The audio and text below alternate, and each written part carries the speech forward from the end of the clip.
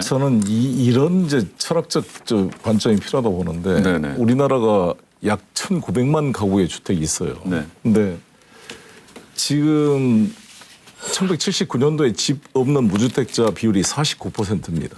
근데 지금까지 한 거의 800만 호 공급이 더 추가로 됐는데 지금 집 없는 사람 비율이 몇 프로냐면 46%거든요.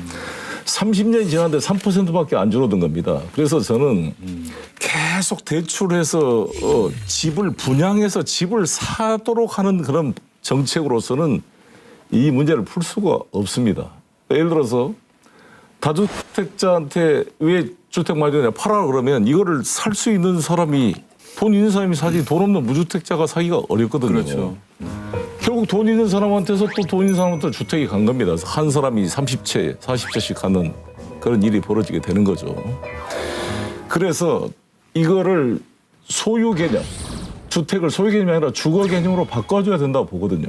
이 주택에다가 우리나라는 한 1경 2천조쯤의 자산이 있는데 그중에 80%가 다 부동산 자산이, 금융 자산은 20%밖에 안 돼. 그래서 네.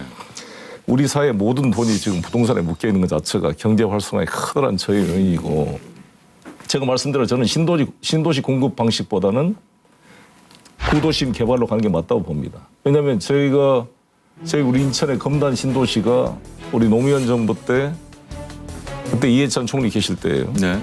그때 이 아파트 값을 잡기 위해서 만든 신도시인데 아직도 개발을 못 하고 있어요. 검단 신도시 제가 인천시장도 해보려고 이제야 막 준비되고 있는 네네. 상태니까 시간이 10년 이상씩 이게 시간이 걸려요. 차라리 구도심 개발을 해야 되는데 구도심 개발의 용적률을 상향시켜 주는데 이것을 개발업자한테 줘버리게 되니까 어떻게 되느냐면 거기에 있는 원도심에 살던 사람들, 연립주택에 산 사람들이 다 집을 쫓겨나고 원주민들의 재정착 비율이 한 20%가 채 안 돼요.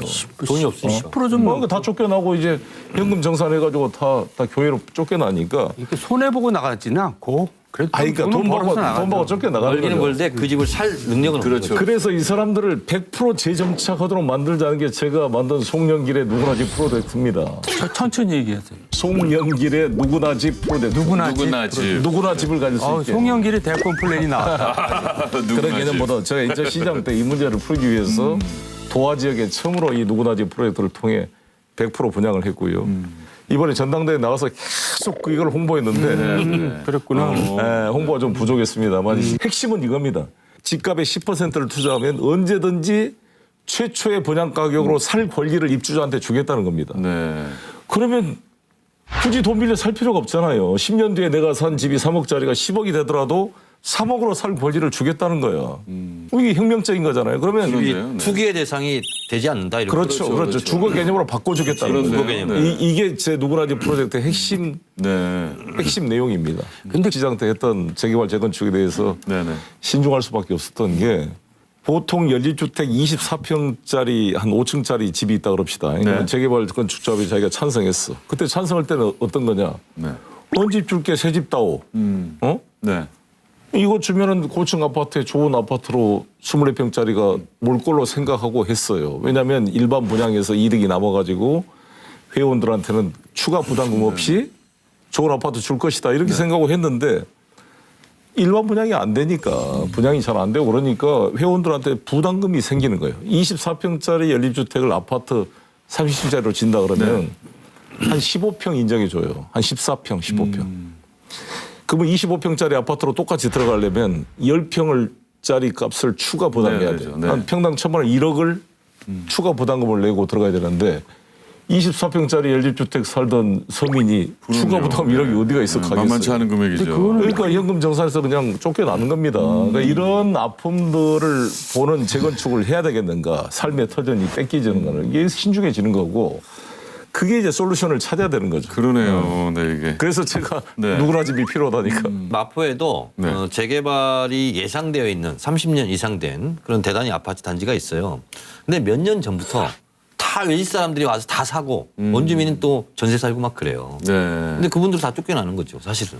제가 생각하는 구조 누구나 집 프로젝트는 뭐냐면 협력적 소비를 조직해서 임대료 이외에 추가 수입을 만들어낼 수가 있어요.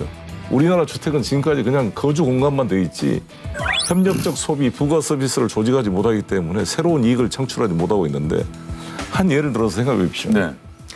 한 1000가구가 산다 그러면은 그 1000가구면 소비자 파워를 조직하면 엄청난 힘입니다. 그렇죠. 만약에 공동 구매를 한다 그래 보세요. 식자재부터 시작해서 통신, 의료 모든 분야를 20% 이상씩 DC할 수가 있어요.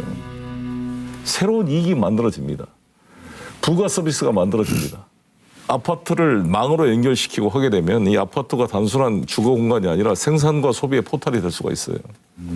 이러한 구상을 가지고 새로운 공유 경제를 만들어내야 됩니다.